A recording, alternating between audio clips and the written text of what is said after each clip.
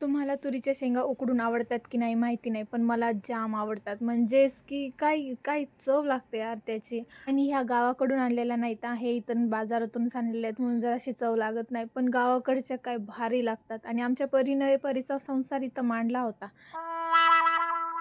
जर तुम्ही लातूरच्या असाल, तर तुम्हाला हे माहीतच असायला पाहिजे. पिठलं, भजी, उंडे आणि आंबील. आणि जर माहिती नसेल, तर खरंच यार तुम्ही ही सायकल घ्या आणि आत्ताच्या आत्ता लातूरला निघून जावा.